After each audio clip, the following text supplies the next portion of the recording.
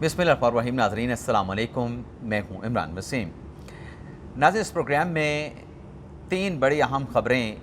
एक तो जो chief justice of Pakistan justice काजी फ़ाइज़ ईसा कमरा अदालत नंबर 1 में बरहम हुए हैं, किस पे बरहम हुए, सहाफ़ियों का इस मामले के साथ क्या ताल्लुक़ है, और क्या chief justice of Pakistan justice काजी फ़ाइज़ ईसा ने सहाफ़ियों को जेल भेजने का इशारा दिया, इंदिया दिया, या फिर जेल भिजवाने का कोई सवाल उठाया। तो ये क्या मामला है, कमरा अदालत नंबर 1 में क्या समाअत हुई है, फैक्चुअली रिपोर्टिंग आप नाज़रीन की खिदमत में पेश करेंगे। मुबालगा आराई नहीं होगी और कोई प्रोपोगंडा हम नहीं करेंगे, फैक्ट्स आपकी खिदमत में पेश करेंगे कि दरअसल आज कमरा अदालत नंबर 1 में हुआ क्या है। दूसरा नाज़रीन, दूसरी जो ख़बर है वो नाज़रीन है जो प्रैक्टिस एंड प्रोसीजर कानून में जो तरमीम की गई है। अब इस पर हमारे दोस्त सवाल उठा रहे हैं कि ये कानून में क्यों तरमीम की गई, इसका जवाब भी देंगे। नई तरमीम क्या सामने आई है, और एक कौमी असम्बली सेक्रेटेरिएट से भी ख़बर सामने आई है, उसकी डिटेल भी इस व्लॉग में आप नाज़रीन के साथ हम शेयर करेंगे। लेकिन प्रोग्राम का आगाज़ करने से पहले आप देखने वालों को आज़ाद डिजिटल मीडिया पर खुशामदीद कहेंगे और आपसे दरख्वास्त करेंगे कि अगर अभी तक आपकी तरफ से हमारे चैनल को सब्सक्राइब नहीं किया गया तो दरख्वास्त होगी कि चैनल को सब्सक्राइब कर लें, बेल आइकॉन का बटन प्रेस करें, और अगर आपको हमारा व्लॉग पसंद आता है तो इसे लाइक भी करें और शेयर भी करें। तो सुप्रीम कोर्ट की ख़बर से कमरा अदालत नंबर 1 में आज हमने क्या देखा, इस ख़बर से अपने व्लॉग का आगाज़ करेंगे। मामला नाज़रीन ये है कि मुल्क भर की जितनी पब्लिक यूनिवर्सिटीज़ हैं, इशू ये है कि जो एक petition supreme court of Pakistan में दायर की गई, उसमें यह कहा गया कि पब्लिक सेक्टर यूनिवर्सिटीज़ में मुस्तकिल वीसीज़ नहीं हैं, यूनिवर्सिटीज़ में रजिस्ट्रार नहीं है, मुस्तकिल एग्ज़ामिनर नहीं है, ट्रेजरी नहीं है वहाँ पे, मतलब जो ख़जाने को देखता है, माली मामलात को देखता है, वो भी कायम मकाम लगे हुए हैं। तो गवर्नेंस के यूनिवर्सिटीज़ को क्या चैलेंजेस दरपेश हैं इन अहम ओहदों पे तैनातियाँ ना होने से। तो आज इसमें रिपोर्ट्स पेश की गई, लेकिन हम पर्टिकुलर बात करेंगे इस्लामिक यूनिवर्सिटी के हवाले से। इस्लामिक यूनिवर्सिटी के जो रिएक्टर हैं खातून समीना मलिक, उनके वकील पेश होते हैं और वो chief justice of Pakistan justice काजी फ़ाइज़ साहब पे एतराज़ उठाते हैं कि आप चूँकि उनकी बोर्ड मीटिंग में बैठते रहे और हम आपको जो यहाँ पे आप सवाल पूछ रहे हैं वहाँ पर भी आपके सवालात के जवाब दिए, तो अब भी हमारा वही जवाब है और हम एतराज़ ये करते हैं कि आप इस केस को ना सुनें। काजी फ़ाइज़ ने कहा कि आपकी रिएक्टर साहबा यूनिवर्सिटी की किधर हैं, उन्हें बुला लें। बताया गया कि हमने मेडिकल रिपोर्ट पेश की है, वो बीमार हैं तो वो नहीं आ सकते।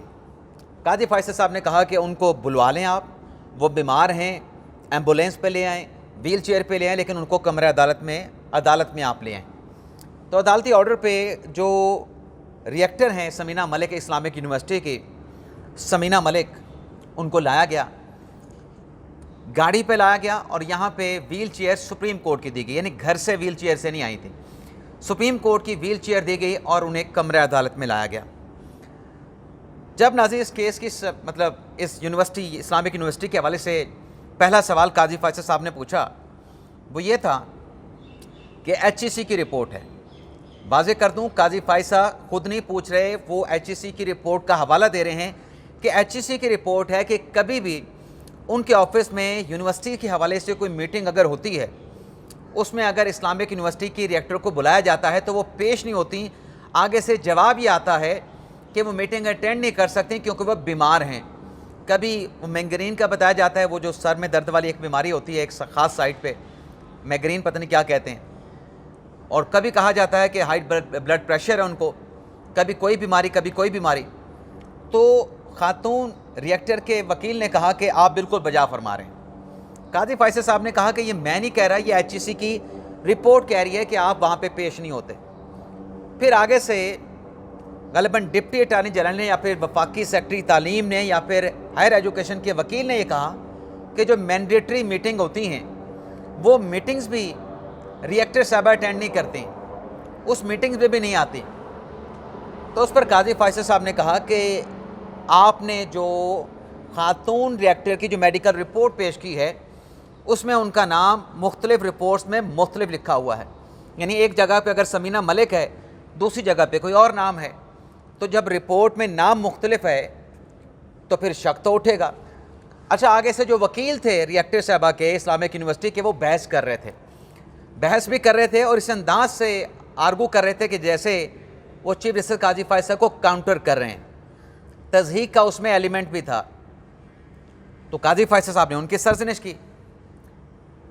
پھر بتایا یہ گیا، کیونکہ یونیورسٹی کا یہ جواب عدالت میں جمع ہوا، کہ یہ عدالت اسلامک یونیورسٹی سے پوچھ نہیں سکتی کہ ہماری کتنی ویکینسیز جو ہے وہ ویکینٹس ہیں.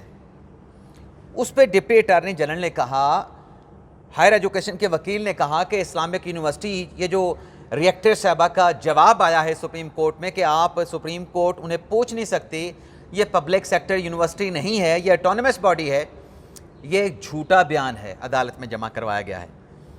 وفاقی حکومت اسلامک یونیورسٹی کو 2022 ملین کی گرانٹ دیتی ہے، اور اس میں فورن گرانٹ بھی شامل ہوتی ہے، جو سعودی عرب سے غالباً یہ بتایا گیا کہ 670 اور کویت سے 777 ملین کی گرانٹ ملتی ہے پاکستانی روپیز میں.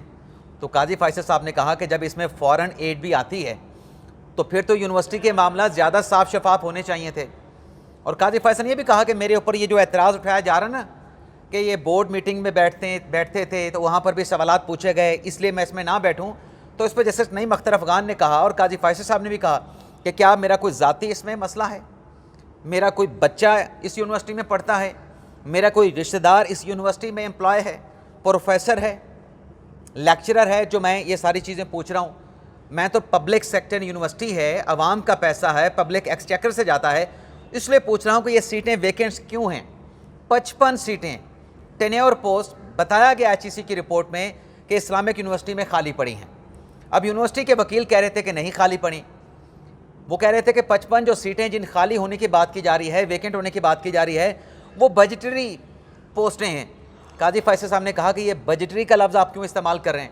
آپ نکال کے بتا دیں کہ جو پروفیسر کی سیٹیں آپ بتا رہے ہیں کہ تمام کی تمام فل ہیں، آپ وہ سیٹوں کی لسٹ نکالیں اور بتاتے جائیں کہ یہ سیٹ ہے، اس پہ فلاں بندہ کام کر رہا ہے. آپ اس کا نام بتاتے جائیں اور سیٹ بتاتے جائیں، ڈیزگنیشن بتاتے جائیں. تو یونیورسٹی کے وکیل کے پاس کوئی جواب نہیں تھا.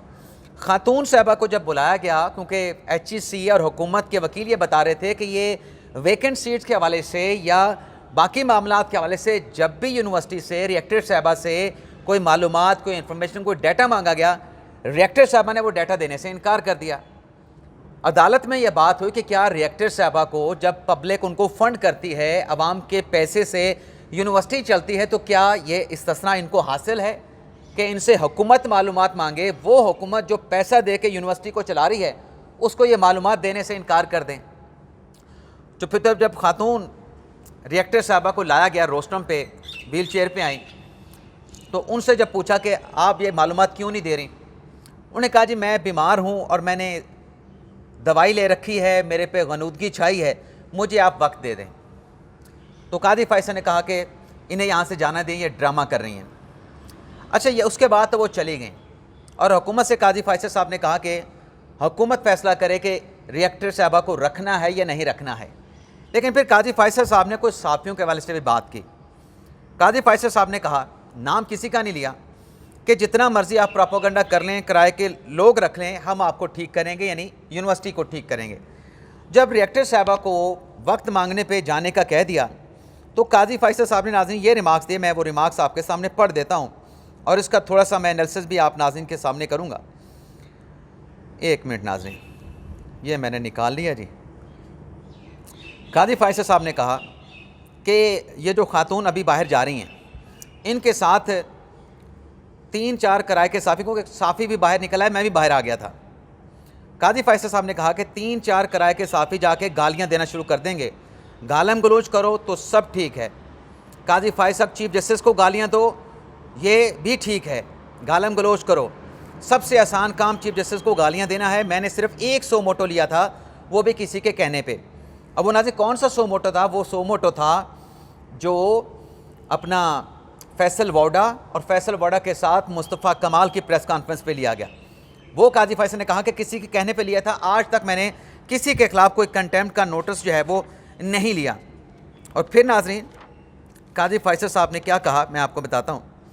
قاضی فیصل صاحب نے کہا کیا ہم پھر توہین عدالت کا نوٹس لے کے جیل بھیجنا شروع کر دیں؟ یہ پراپوگنڈے کرنے کی بات کی جا رہی ہے, اپنے ولاگس میں یا اپنی رپورٹنگ میں گالیاں دینے کی بات ہو رہی ہے. قاضی فیصل نے کہا کہ لوگوں پر میڈیا پر ہائر کر کے گالم گلوچ شروع کر دی جائے گی. باہر کے ممالک میں بھی یونیورسٹی کے ٹرسٹیز ہیں, اگر ریکٹر بیمار ہے, کام نہیں کر سکتے, تو اپنا جو عہدہ ہے ان کو چھوڑ دینا چاہیے, ان کو کنٹینیو نہیں کرنا چاہیے اگر وہ بیمار ہیں. اور قاضی فیصل صاحب نے یہ کہا کہ کیا ہم نوٹس لیں, ناجائز جو ہے وہ فائدہ اٹھایا جاتا ہے.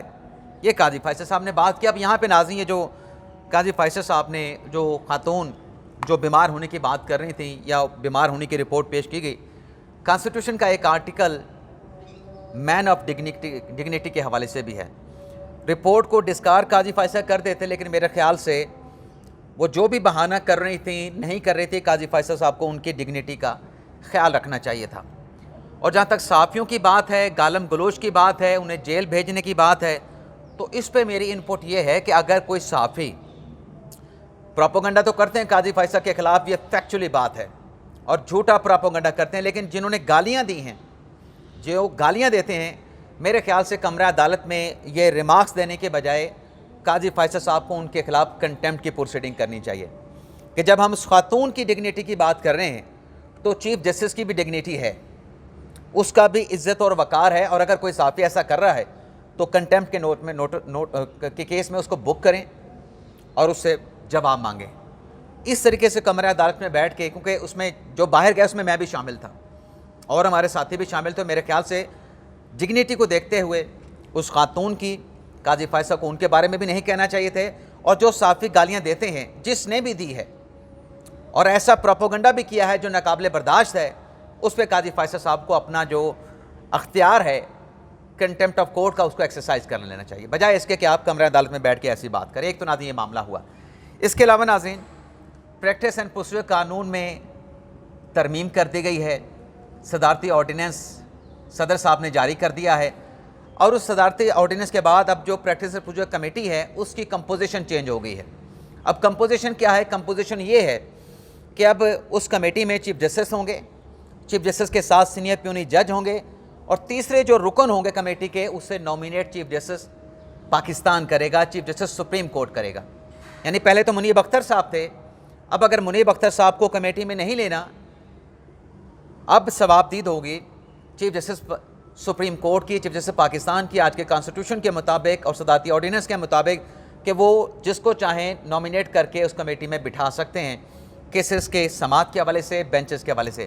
اور اس میں ایک اور نقطہ بھی شامل کیا گیا ہے کہ سب سے پہلا کیس جو ہے سیریل پہ جیسے آتا ہے اس کو پہلے سنا جائے گا, اگر اس کو پیچھے دھکیلنا ہے, اس کو نہیں سننا, تو اس کی ریزننگ دی جائے گی کہ کس وجہ سے نہیں سننا, اور پھر ٹرانسکرپٹ تیار ہوگا کارروائی کا اور ریکارڈنگ بھی کی جائے گی. یہ ساری چیزیں جو ہے اب اس میں شامل کر دی گئی ہیں.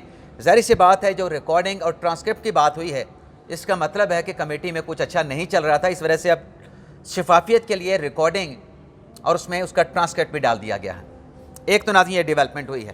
اب اس کے بعد جو آرٹیکل 184(3) کے کیسز ہیں یا اور کیسز ہیں, اس میں میرے خیال سے آئندہ آنے والے دنوں میں جو پینڈنگ سپریم کورٹ میں پڑے ہیں آپ کو بڑی خبریں دیکھنے کو ملیں گی اور سننے کو ملیں گی. اس کے علاوہ ناظرین جو مخصوص نشستوں کا معاملہ ہے اس پر الیکشن کمیشن آج بھی فیصلہ نہیں کر سکا, اور پیر تک الیکشن کمیشن کا اجلاس چلا گیا ہے, لیکن اسپیکر قومی اسمبلی ایاز صادق صاحب کے آفس نے, سیکریٹریٹ قومی اسمبلی نے نئی پارٹی لسٹ جاری کر دی ہے, اور اس نئی پارٹی لسٹ کے مطابق جو مخصوص نشستیں تھیں 15 مسلم لیگ نواز کو مل گئی ہیں, 5 پیپلز پارٹی کو مل گئی ہیں, اور قومی اسمبلی میں جو حکومتی اتحادی سیاسی جماعتیں ہیں ان کی جو تعداد ہے وہ 213 سے بڑھ کے اب 233 ہو گئی ہے. تو یہ ناظرین آج کا ہمارا ولاگ, آپ سے اجازت چاہتے ہیں اللہ تعالیٰ. اچھا جاتے جاتے ایک اور چیز بھی رہ گئی, اور جو پی ٹی آئی کے لوگ تھے جو سپریم کورٹ نے 39 اور 41 کو بائیفرکیٹ کر دیا تھا کہ 80 میں سے 39 پی ٹی آئی کے ہیں, 41 آزاد ہوں گے. اب جو نئی پارٹی لسٹ جاری ہوئی ہے اس میں 80 کی 80 جو لوگ ہیں وہ سنی اتحاد کونسل کے ڈکلیئر کر دیے ہیں. سنی اتحاد کونسل کی قومی اسمبلی میں دوبارہ دکان کھل گئی ہے, اور جو پاکستان تحریک انصاف کی دکان کھلی تھی, ایک نئی پارلیمانی پارٹی نے جنم لیا تھا 12 جولائی کے فیصلے کے بعد, اب قومی اسمبلی سے تحریک انصاف ختم ہو گئی ہے. اب سنی اتحاد کونسل دوبارہ واپس آ گئے ہیں. تو یہ ناظرین آج کا ہمارا ولاگ، آج کے ولاگ کی ہماری خبریں. آپ سے اجازت چاہتے ہیں. اللہ تعالی ہم سب کا حامی ناصر ہو. اپنی دعا میں یاد رکھیے گا. اللہ حافظ.